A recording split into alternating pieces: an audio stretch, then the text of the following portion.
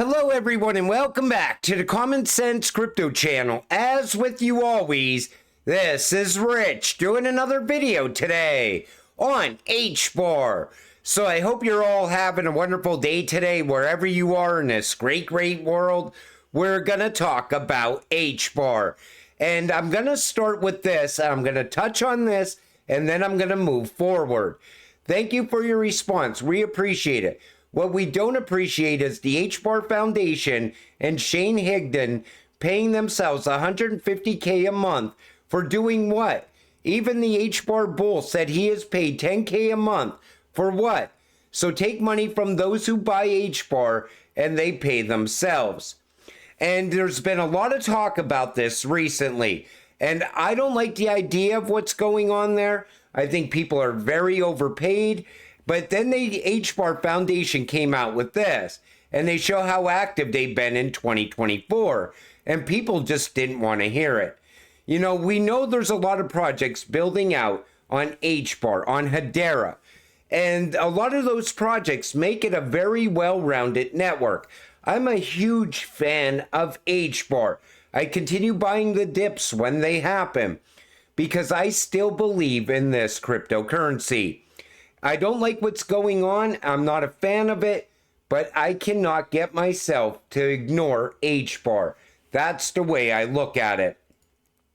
Hedera specifically is going to become part of everything, part of the planet, every part of business and education and social and governance and entertainment. Take a listen to Lehman right here. And then you talk about the future. This is a 100-year project, 100-year plus. And we're seeing it. We're seeing it on a path where it's going to become, ledgers in general, but Hedera specifically is going to become part of every part of the planet. Every part of business and education and social and governance and entertainment. Every part of it is going to be using this for part of it. And half the time, it's going to be invisible. The person won't even know they're doing it. Like electricity, you don't think about the electricity going to these lights. It's just part of your life. That is the future. He's talking about mass adoption. He's talking about the normies using this technology and not even knowing it. They're going to be making payments. They're not going to know how the payment happens. They're just going to know that they were able to make the payment. And I like the idea of that. The Hashgraph to train 3,000 plus developers on Hedera across Africa. Again, all non-stop growth on this network. And we're going to have new projects building out over time. This year alone, we're going to see a lot more growth on the Hedera network. And HBAR is a well-rounded cryptocurrency as well. Coming from the HBAR Foundation, healthcare data is considered up to 50x more valuable than financial data. Recognizing this, Get HealthReady on Hedera enables patients with rare diseases and conditions to control their own data and make themselves discoverable for clinical research. I like the path that Hedera took early on towards healthcare as well. At some point, you are going to be able to monetize your health records. And, you know, this is going to continue to grow year over year also. Just in, Ripple to complete asset tokenization with Archax. Archax helped launch BlackRock's tokenized money market fund on Hedera in 2024. You know, Archax is bringing Ripple and Hedera together. And so is DeRec bringing Ripple and Hedera together. None of these networks are fighting each other. People always act like these cryptocurrencies are competing with each other, but they're all going to work side by side inside that new financial system. And Archax is predicting to tokenize $30 to $50 trillion on the XRP ledger. I wonder how much they're going to tokenize on the Hedera network as well. Tokenization, once it gains traction, it's going to be huge for these networks. It's going to bring a lot of value to these cryptocurrencies. Then there's DOVU, which I am a massive fan of DOVU because of all of you. You are the ones that got me invested into DOVU. To enable any environmental project on the planet to easily participate in the carbon economy. Take a listen to this. Super excited today to have Irfan from DOVU. Would love if you guys could maybe provide us a little bit of an overview of some of the initiatives that DOVU is contributing into the growth of Web3. Yeah, thanks for having me. Yeah, I'm really excited to be here at Consensus in Austin. DOVU, basically, we're building the platform of trust for carbon credits, for ecological credits. You know, the whole ethos of DOVU really is to enable any carbon or environmental project on the planet to easily participate in the carbon economy. And there's been some real big blockers there in the past in terms of cost to get on board, cost to get your credits sort of minted and verified and sold. And we leverage sort of technology to sort of lower those costs, leverage AI, you know, leverage the Hedera ecosystem and the Hedera platform to make the costs a hell of a lot lower in order for everybody to participate. And that's what we've been building out over the last number of years. It's a hard problem. And that's going to continue to build out and grow. And the DOVU token is definitely going to rise in value because the carbon credits market is not going away. I'm not a fan of carbon credits, but I plan on getting rich off of carbon credits. That's the way I look at it. Saucer Swap Labs DEX is leading DeFi on Hedera by TVL. Predictable gas fees, no front running, no MEV, and lightning fast speeds. That's why they're breaking record after record. Saucer Swap is still killing it as well. I said from day one this was going to be big, and it's growing out faster than I even thought it would. But most of their projects, once they build out on Hedera, they seem to grow out at a very alarming rate.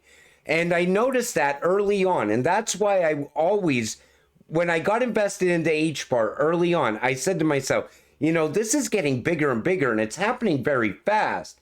I was making videos on Hedera back in 2022 when everybody was panicking inside of crypto, and I said, look, Hedera continues to grow out and expand at the worst time in crypto, and they haven't stopped or even slowed down yet. Building on banking rails and Hedera, Drop is a micropayment service for small value transactions, enriching its project set by offering a smarter alternative to cards, cash, and checks, leveraging HBAR. Drop's going to be very big for Hedera. It's tied in with FedNow. And micropayments, even David Schwartz said, that's the low-hanging fruit for blockchain and crypto, because there's so many micropayments that happen every single day. Through micropayments, you could go to work today and get paid at the end of the day. It's going to be game-changing going forward.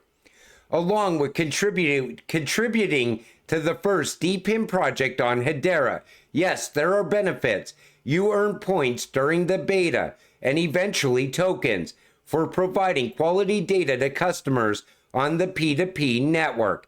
This is Neuron. And Neuron is also just getting going. This is going to become massive over time. How will loyalty points be calculated? They will be earned by contributing good quality data to the network. You should ensure your sensor has a good view of the sky and is connected to the network at all times to maximize the number of points you earn. And I'm waiting for this to grow out because those sensors, they're going to be everywhere, all around the world.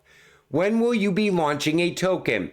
So they're planning to launch their token September, October 2024. I like the idea of that. Can I integrate my own sensor? Currently, the only sensor that will be part of this beta program will be the Jet Vision Air Squitter. You will need to buy the sensor from us so that we can flash the Neuron SDK software onto the sensor beforehand. In the future, you will be able to buy the sensor directly from the manufacturer. They make no money on selling these sensors to you. In fact, they are working at a small loss on each sensor right now. How long will it take to receive my sensor? So it seems like they could get it out to you within a couple of weeks. But I like the direction that Neuron's going in. This is going to lead to where Amazon is delivering your packages through a drone, and we all know that is coming. Understanding DeRec. DeRec is decentralized recovery. Take a listen to Lehman here. Talk to you about today. So decentralized recovery and custody, this is the problem. Today, in the non-Web3 world, in our existing world, you have a safety net for everything that you do. Everything has a safety net. If you lose the password to get into your bank account, you can still get your money.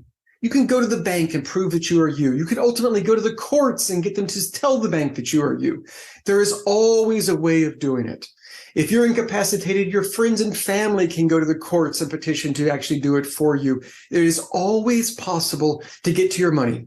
Just losing your password won't lose it. Losing your wallet won't lock you out. If you lose the keys to your house, you can get a locksmith to come and let you into your house. You can get through the window with a brick. You can always get into your house somehow. And that's true for a safe that you have, or for stocks that you own, or your car, or your passport. Anything you lose, there is always some emergency way that you can get it back. And that needs to happen inside of crypto as well if you want mass adoption. I always said that. People didn't like the idea of this early on. They said, if people lose their keys, oh well, it's not a big deal to me because that would never happen to me. But if you want people to be onboarding into crypto, you can't have them losing their keys. You can't have them losing their crypto, or they will end up leaving crypto forever. This is the path to mass adoption. And even with regulations, you're not going to have mass adoption without crypto regulations. A lot of people don't like the idea of it, but that's the path forward. And I've been saying this for 2 years now, and people kept saying, well, you know, I don't see a need for regulations either. But no big financial institution is ever going to get involved with crypto unless regulations are put in place first.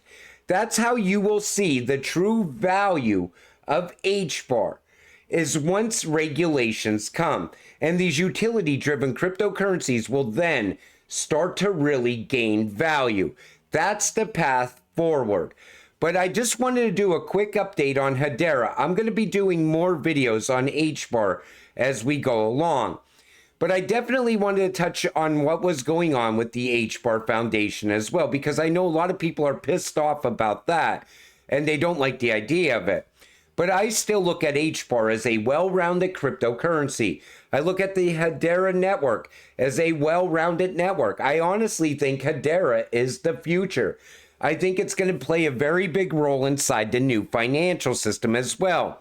But until it all happens, you got to stay patient, stay positive, and let's get rich together.